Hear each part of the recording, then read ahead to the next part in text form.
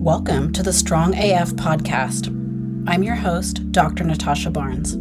I'm a strength and rehab coach for climbers, and I blend my 24 years of expertise and experience as an elite level climber, competitive powerlifter, and rehab professional to bring you a podcast that will help you become stronger and more resilient. In this podcast, we'll talk about all things strength training for climbers. We'll also talk about climbing injuries, rehab, and why training and rehab go hand in hand. To connect, be sure to follow me over on Instagram at Natasha Barnes. To find out more about coaching or getting help with an injury, check out my website at natashabarnesrehab.com. And now, let's get to the episode. Hello, listeners. We are so back. This is the first episode I've put out in 6 months. In that time, I have moved home and lots of other things have happened in my life, but we're back. We're back on the podcast. This is my first time recording in my new home. It might be a little echoey because I don't have like a dedicated studio yet. You might hear some noises from the BART train. You might hear some noises from my neighbors outside or even my cats, but we're going to record the podcast anyway. So the reason I'm recording this podcast is to just talk about a piece of content that I posted on Instagram this week that I wanted to talk about. If you follow me on Instagram, you probably saw the post. It was titled, "If This Sounds Like You, Read This Post." I'm just going to read the post to you because not everybody has seen the Instagram, and I'm going to add a little bit of like thoughts and nuance into the post that maybe I wasn't able to completely expand upon on Instagram, because lots of the things we talk about in climbing training, especially this topic, are nuanced, and we only have 10 slides that we can post on Instagram and a little bit of room in the caption, and we just can't get everything across on an Instagram post. So wanted to talk a little bit more about it here. So these are literally quotes that I've heard from clients directly or from people at the climbing gym, or from people online. These are things that I hear people say all the time. You might have even said them to yourself, or you might have heard other people say them. The first one is, "If I lost 5 to 10 pounds, I think I'd be able to send my project." Another one is, "I'm afraid of gaining weight from lifting weights."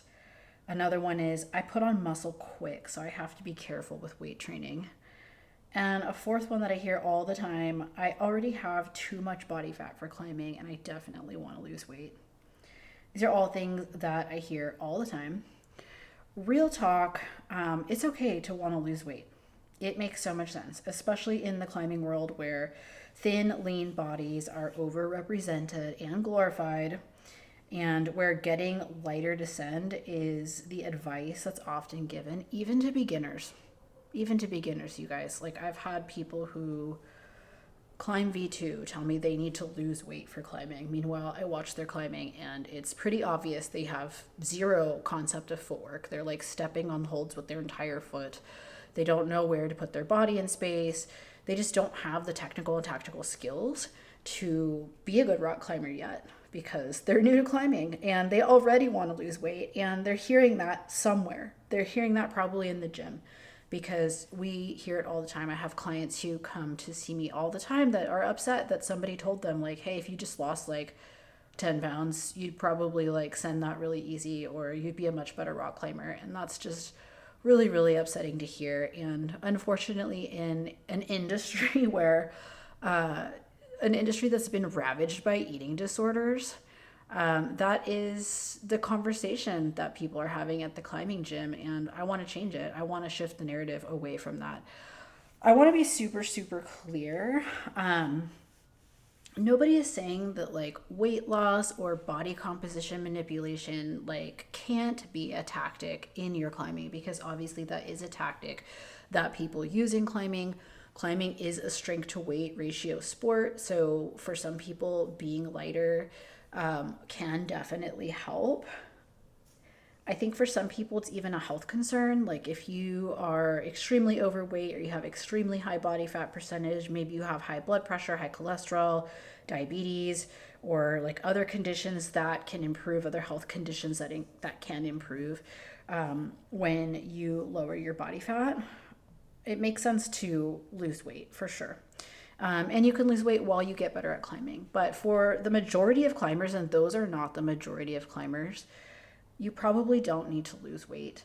And I think for some reason, unfortunately, climbers have this like ideal weight number in their head that they want to be. I often talk with clients who are like 6 foot or taller, and for some reason, all of them want to be like 165, 175 pounds, and I don't know like where they're getting these numbers from. Like, why do you think that's an ideal body weight for climbing? I don't know. But obviously these are conversations that people are having in the climbing world. And most of these climbers don't really need to lose weight, or at least weight loss doesn't need to be like the immediate tactic that's used, because for most people, there's a lot of other things we can improve. There's a lot of low-hanging fruit that we can choose from that's going to significantly improve your climbing without changing your body weight. A lot of that just can be like getting better sleep consistently, following an actual program. It can be things like tactical and technical improvements in your climbing. A lot of times when I see people at the gym who are convinced that they need to lose weight, like I don't actually see them using their feet very well. Like they're not staying connected with their feet. Their feet are cutting, or they're just not very technical with their feet, or they're not very good tactically. They're not resting long enough. They're trying to climb from the bottom every single time and getting tired instead of like trying parts of it. There's so many things that I see in the climbing gym where I'm like, I don't know, like that. I really don't think that weight loss is like an immediate concern for you. I think there's a lot of other things that we can improve here that don't have anything to do with that. And I want to reiterate that like weight loss, there's nothing like inherently bad about it. We do have a sport that is ravaged by eating disorders, like I said. So I want to shift that narrative. But, for some people, losing body weight doesn't have to be a bad thing. It's just not something that should be like the first go-to. And it's also not a sustainable strategy. Like you can only lose so much body weight before you start to feel the negative impact of that. And you can't continue to lose body weight forever. I want to remind you that like we see professional climbers and other climbers that climb at a high level do this, but I want to remind you that professional athletes literally compromise their health for performance because they're getting paid to do it. And they're okay with the trade-off, the mental and the physical trade-off in their health to do it. But if you talk to a lot of these climbers who are climbing at a high level, like they're not happy sometimes. They're in a really tough place. They don't feel the best all the time. And they might be sending hard, but like that's really not a long-term strategy. And there's a lot of health concerns that come with losing too much weight, including red S. And there's a lot of health benefits that come from getting stronger. You might think, well, yeah, I care just as much about my climbing performance as these professional climbers do. I think it's worth the sacrifice. And I'll remind you, it can be a slippery slope. There's always the next thing. There's always the next project. There's always the harder project. Like, would you truly be satisfied if you lost the weight and sent your project? Or would you want to keep losing for the next project? Like, when would it stop? How long until you feel too depleted and progress actually stalls, or worse, you get injured and start regressing? Because that's literally what happened to me. This happens to people. Climbing performance might not actually be worth sacrificing your health and your joy around food or treats. Like, unfortunately, this is something that most climbers don't want to believe until it happens to them. I didn't really realize it for myself until after a few bouts of disordered eating, losing weight, feeling awful, getting injured. It took a few times of this happening for it to really sink in. Keeping my body weight too low for too long. Like, yeah, temporarily there might have been like a climb or two where it felt really good, or a session or two where it felt really good to feel light, but your power is generally down when you feel like that. You don't last as long. And if you stay light for too long, or a weight that your body doesn't like, you literally will start seeing a performance decrease. And If you don't, maybe it just hasn't happened to you yet, but it will happen at some point. Whereas getting stronger, there's literally nothing wrong with getting strong. Like, you're not going to get too strong. And trust me, like, if you strength train, you're not going to turn into a bodybuilder. We just want to meet your minimums for your strength training, which is, according to the World Health Organization and the CDC, 2 times a week of full body resistance training, which climbing does not factor. The climbing is not enough. You have to do additional training on top of climbing to meet these requirements. So climbing is not enough, but it's only 2 times a week. You know, you give me 2 times a week, 30, 45 minutes, that's significantly going to increase your strength. The amount of strength training you would need to do to like get super bulky and turn into a bodybuilder is like way more than 2 times a week, way more than the minimum. And you would have to be eating a ton of food on top of it, because you literally will not gain weight unless you're in a caloric surplus, period. It's just thermodynamics. You have to be in a caloric surplus in order to gain weight. Most of my clients actually end up losing weight when they start strength training, because they are adding additional training. They're adding more exercise into their routine without adjusting their diet to accommodate for that, and they end up losing weight. And people who are on weight loss diets will also strength train as part of the weight loss diet, because they just do it in a caloric deficit. So even if you have goals to lose weight and this podcast or my content doesn't convince you not to worry about it, if you want to lose weight, you still need to be strength training, because that's how you're going to hold on to your muscle. Because if you go into a caloric deficit and you're not strength training, you risk losing muscle mass, and that muscle mass is precious. That muscle mass helps your climbing. That muscle mass also helps you as you age. We don't want to be losing muscle mass even if we're on a diet. So strength training is still going to be really important to you. But trust me, you're not going to turn into a bodybuilder. You can strength train regularly as a climber and you're not going to get too strong. Everybody has their own genetic potential for strength. And I think that a lot of people are like, well, what are the benchmarks? Like, what do I need to get up to? And then I can stop strength training, or then I can stop worrying about it. And I don't really like thinking about it like that either, because first of all, we don't have any benchmarks. I've talked about this on other podcasts. We don't have any benchmark numbers that you should get to or that you need to get to as a climber. You don't get the benefits from strength training from getting to specific numbers. You get the benefit through the act of the strength training. So it's less about getting a double body weight deadlift and more about just training regularly. And everybody's a little bit different. So I have clients who will never deadlift double body weight. Like, they will probably need to start training like a power lifter if they want to deadlift double body weight. And like I said, we don't want to do that. That's not only unrealistic for a climber because it's going to take up too much of your climbing time, but you don't need to be doing that much strength training as a climber. So they're just never going to do it. And I've had other people who literally get up to almost 3 times their body weight just by training a couple times a week for 30, 45 minutes to an hour weekly. And that's usually only deadlifting like once a week, twice at the most if they're doing like a deadlift accessory. And I've literally had clients who deadlift 400 pounds, 450 pounds, 500 pounds just by training their minimums. And it's not too strong.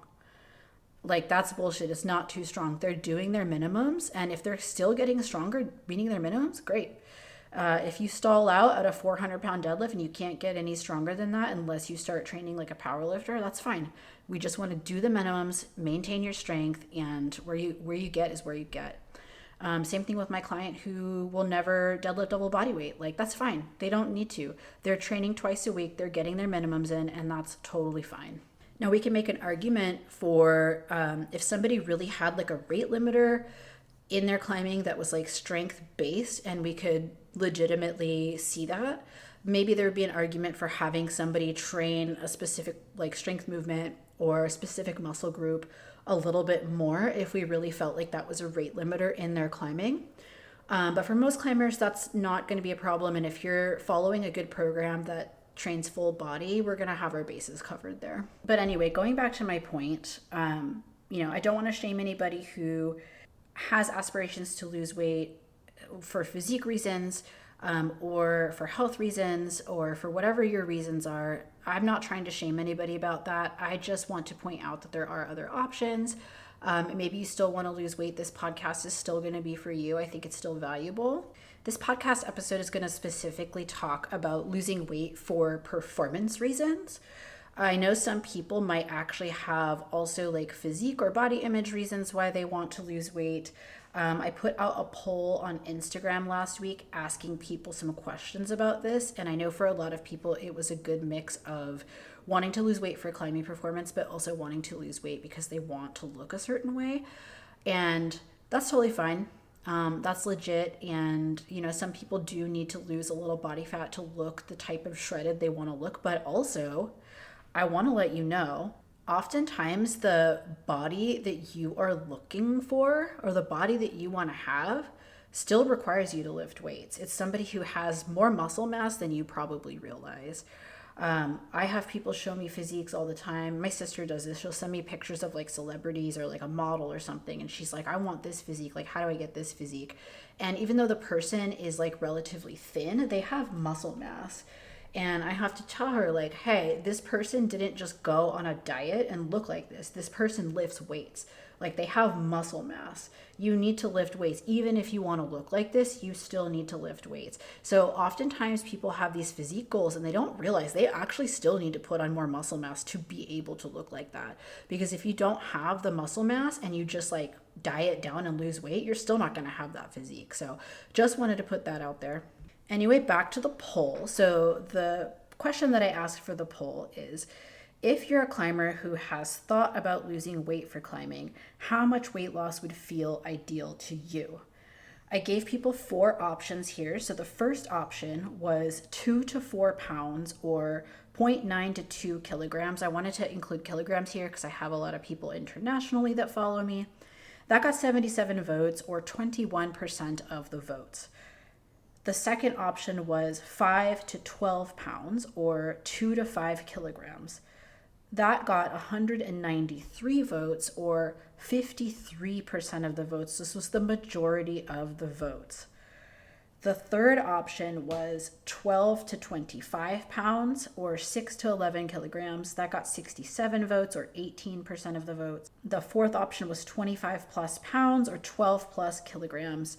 That got 27 votes or 7% of the votes. So 74% of climbers, and this was like 1,471 people saw this Instagram story, and I got hundreds of votes on it, obviously. 74% of those climbers are worried about losing 2 to 12 pounds. I have good news for you. This is not a lot of weight. This can be a normal daily fluctuation in weight for some people based on the food you consumed, based on like your fiber, your hydration status, your salt intake, your hormonal fluctuations, your glycogen stores after a hard training session. Like, you'll actually weigh more the next day after a hard training session. And even whether or not you pooped and how much you pooped, bowel movements, going to the bathroom, all of that kind of thing can affect how much you weigh. Also, the time of day that you weigh yourself. Generally, rule of thumb, if you want to weigh yourself, and I'm not saying you need to do this, especially if you have like an eating disorder or disordered eating, but if you weigh yourself, you want to weigh yourself first thing in the morning after going to the bathroom, because that's going to be the most consistently accurate weight. You don't have anything in your system. You've been sleeping all night. That's going to be the more accurate time to weigh yourself. If you're weighing yourself throughout the day, like, that's going to fluctuate a lot based on all of these things. And if you're weighing yourself at different times every day to monitor your weight, that's going to fluctuate a ton. So you're not actually getting an accurate like weight if you do that. And like I said, 2 to 12 pounds can literally be water weight fluctuations. Especially if you're like a bigger person, like 10 to 12 pounds, like, isn't that crazy of a water weight fluctuation? Like, you have a really salty meal, you didn't go to the bathroom, you did a hard training session or something like that, like you ate a lot of fiber, like that could easily make that up. So the good news is, like, that's a normal water weight fluctuation, so we might not even need to worry about that. The other good news is the advantage you think you would gain from losing 2 to 12 pounds can actually be created by getting stronger. It can actually be more than created by getting stronger. You will get more than 2 to 12 pounds stronger if you strength train, and that includes your fingers and your whole body. My clients in the foundational strength training program get more than 2 to 12 pounds stronger. What does that mean? It means after doing a strength program, you won't feel like you need to lose weight because you're going to feel stronger on the wall. I have never had a client tell me they feel heavier on the wall after working with me. I have had clients tell me that they feel significantly stronger without the scale changing at all. And I have even had some clients tell me they felt stronger and sent harder after the scale went up. And that's because they gained useful muscle while they were climbing on top of it. You can feel light on the wall and climb hard at your current body weight when you train your fingers and your body to get stronger. So my clients in the foundational strength training program have experienced the following strength increases, and this is just recently. Their hangboard increased by 21 to 56 pounds. So you're over here worried about 2 to 12 pounds. You want to lose 2 to 12 pounds to feel better on the wall. What if you get 21 to 56 pounds stronger in your fingers? That more than makes up for that weight that you're concerned about. That even makes up for the heaviest weight that people were concerned about in that poll. Their pull-up strength increased by anywhere from 14 to 63 pounds. That's their pulling muscles. Those are the muscles we use in climbing. You're worried about 2 to 12 pounds, you're going to get 14 to 63 pounds stronger in your weighted pull-ups on this program. So we don't have anything to worry about here. Their row increased by 20 to 71 pounds. So the row is another great pulling movement for climbers. We use those muscles when we're pulling ourselves into the wall. Their strength increased 20 to 71 pounds on that exercise. Their deadlift increased anywhere from 48 to 220 pounds. That's crazy.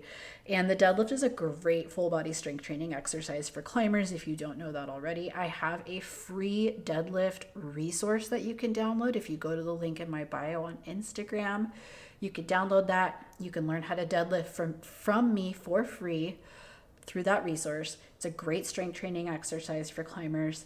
It's not like a direct translation, but it's still a great indication. And 48 to 220 pounds stronger, like that's crazy.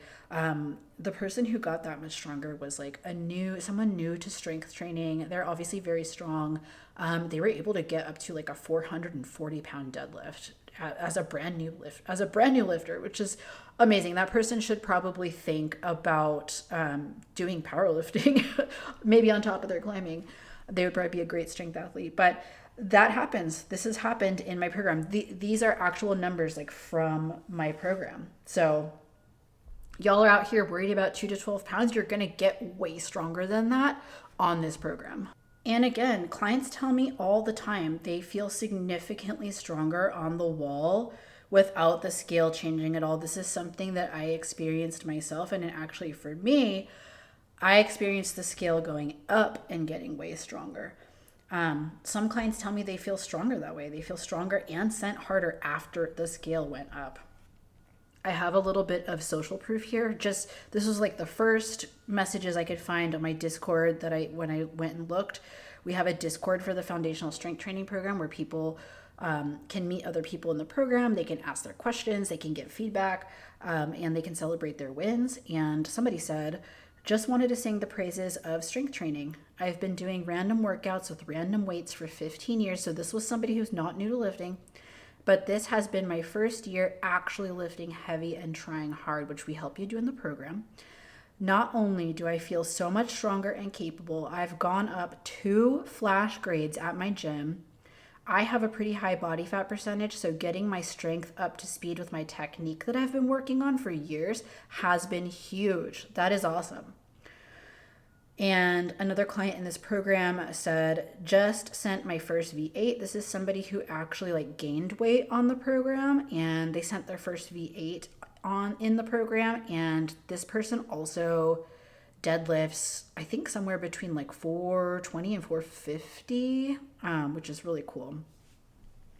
So a little bit of social proof for you there. We have a lot more too if you look at our Discord, and I'll probably post more on my Instagram.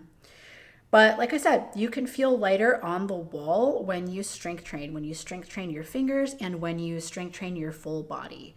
There's a lot of potential there, especially if you're a brand new lifter. Climbing is a strength to weight ratio sport, but there's more than one way to improve that ratio. I've said this before on the podcast. You can lose weight to artificially feel stronger, or you can actually get stronger. One of these options is going to be more sustainable and has other health benefits. Hint, it's getting stronger. I know some people are concerned about strength training and like gaining weight.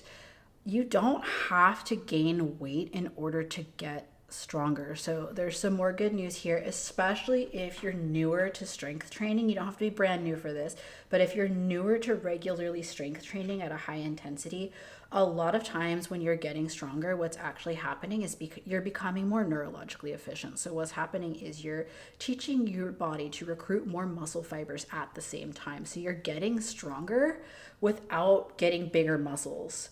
It's just a neurological adaptation.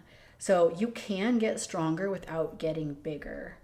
At a certain point, you do need to get bigger muscles because you tap out your strength potential with the current muscle mass that you have, and we need bigger muscles to create more strength potential. And that's why powerlifters prefer to be bigger, because the bigger muscles, more strength potential, heavier lifts. You do not have to do that as a climber if you don't want to.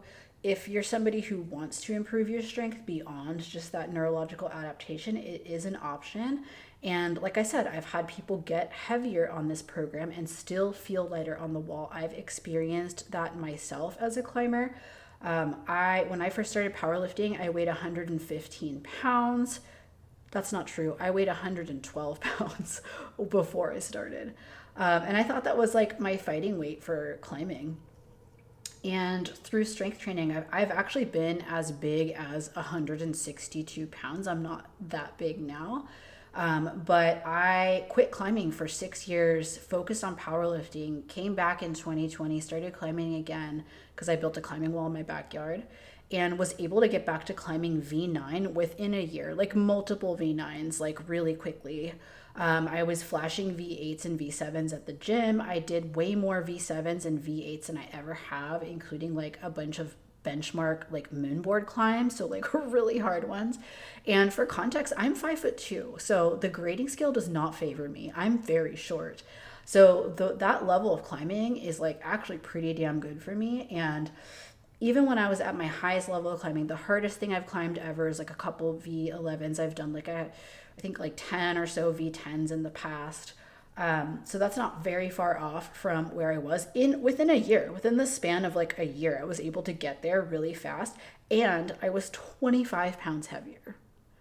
That is crazy. But it's because I was strength training, I was training my fingers, and I was climbing on top of it. And because I had that strength training to support my foundation, I was able to get back there really, really quickly, even at 25 pounds heavier.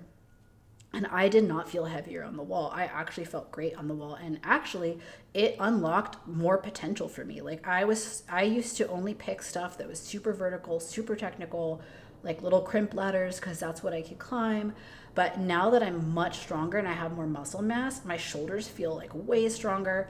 I'm able to climb stuff. Like one of the things that I climbed during that time was a really steep overhung compression climb. That's like a V10 sit, like a V8 or 9 stand start. And I was able to do that. And that's a style, like a compression sloper climb that's like overhung. That's a style that I would have completely avoided and not been able to do back then. And that's a style that I like seek out and I can do now because I feel really strong. So, you know, I'm an extreme example of that. Nobody's telling you to gain 25 pounds.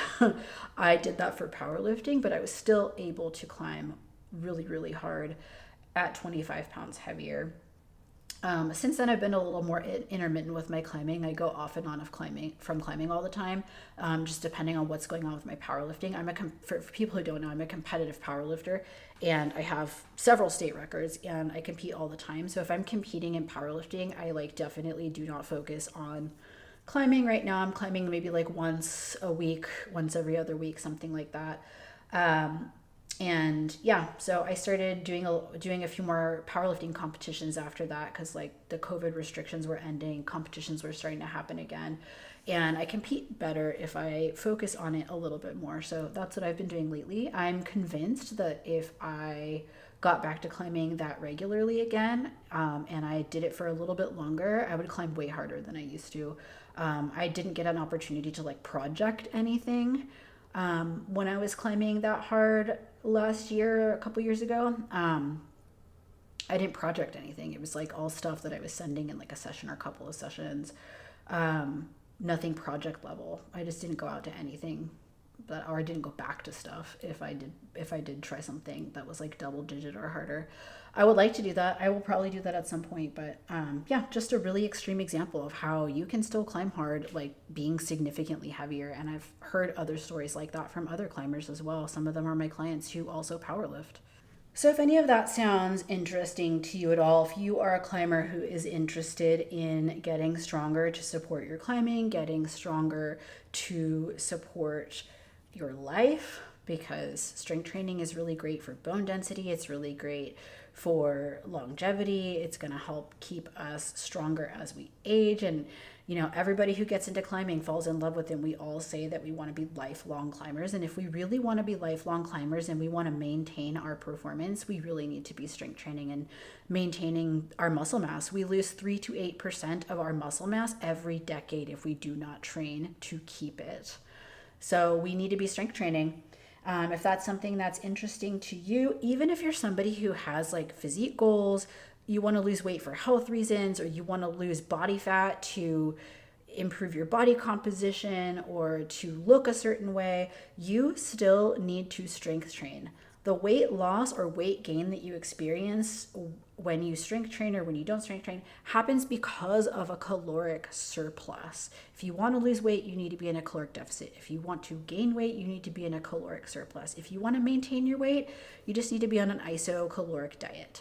So a lot of it comes down to your nutrition. It's not strength training itself that will make you gain weight. So even if you want to lose weight, you need to be strength training, because strength training is what's going to ensure that while you're losing weight, you're maintaining muscle. If you don't train your muscle while you're on a caloric deficit, you risk losing muscle, and muscle mass is precious. It's hard to build. It's what supports you on the wall. It's what helps you from getting injured. We want to keep as much muscle mass as possible on our bodies. So even if weight loss is a goal for you, you should still be strength training.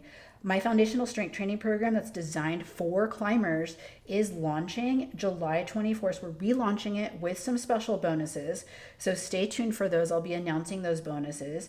If you're somebody who wants to get a reminder when the program opens up again, you can go to the link in my bio. I'll probably put the link in the show notes here and get on my email list, and I will send you an email reminder. You can pay attention to my content on Instagram, because I'll also be announcing it there. I'll probably announce it here on the podcast, though I'm not putting out as many podcasts as I am emails and Instagram posts and stories. So probably social media is a better place to stay on top of it there. But yeah, stay tuned. We're relaunching it. We've literally had hundreds of climbers go through this program. We have 170 people in the program right now. We've had hundreds of people go through it over the years. We're on our 4th iteration of this program. It used to be a PDF. Now we're in like a custom app. We've improved the programming based on your feedback. The program used to be like a 10-week program. Now it's a year of programming. So it's 6 months of programming done for you, specifically for climbers, including hangboard programming. And it has the frequency that you can make work for you. So anywhere from like 1 time a week up to 3 times a week. If you can train once or twice a week at a minimum, this program is going to be appropriate for you. We have options for that. You ideally would have access to barbells and dumbbells, but even if you just had dumbbells, you can do this program. We have exercise substitutions for you in the app, so you can select based on equipment that you have access to. We even have like body weight or band or machine versions. That way, if you're at a hotel gym or you don't have access to any equipment, you can still do the program. and we have substitutions for that in the app. You can also move your training around on your calendar in the app, so you can do it on the days that make sense for you. We also have a workshop that will literally teach you how to factor this in, how to factor strength training in with the rest of your climbing training. We also have a Discord. The Discord is literally worth the cost of the program alone. We have a whole community there. Everybody is super supportive. They're in there cheering each other on, supporting each other, giving each other really good advice. That's where you can get coaching from me. I have a channel on there where you can submit video, and I personally will give you lifting form advice. All the coaching happens in the Discord. It's just a great place. We've even had conversations on there about like how to make training more ADHD friendly with the community. Like we have all kinds of great conversations that go on in there. You can also go in there and celebrate your wins, ask questions, anything you need. You can basically get coaching support from me there and from the community. And like I said, the Discord is literally worth the price of the program alone. It's so awesome. You get access to that for a whole year, and you have your year of climbing or strength training programming like planned for you. So 6 months from now, you could be way stronger than you are right now. We're halfway through the year. You could end 2024 super strong. It's summer right now, so like in California, I know people don't really have an off season because you can kind of climb somewhere all year round in California, even though we should have an off season. You should have an off season if you live in California. Pick one. I know in the rest of the country, summer's a little too hot to climb places. So for a lot of people, it is their off season. Right now is a really, really great time to work on your GPP, your physical preparedness, your strength training for your climbing so that you can have the strongest fall and winter season that you've ever had. So now would be a really great time to join the program. So that's opening up on July 24th. So keep your eyes peeled, and I'm really excited to welcome more people into the program. I love this program. I love this program, and it's helped so many people. I can't recommend it enough. We have like a wall of results from like hundreds of people, and I'm going to be posting more of that on my social media so you guys can see. But if you have any questions about this podcast episode, anything that I didn't cover, something you want to see me cover, we have more podcast episodes coming out. I'll probably talk to a nutritionist. I want to talk about strength training for hypermobile people, which I am one of those people if you didn't know. I have a lot of stuff I want to talk about on here, but if you have any questions or episode suggestions, let me know. Reach out to me on Instagram or email. That's a great place to hit me up. But that's all we have for today. I hope you guys enjoyed this episode. I hope it was helpful, and we'll catch you in the next one.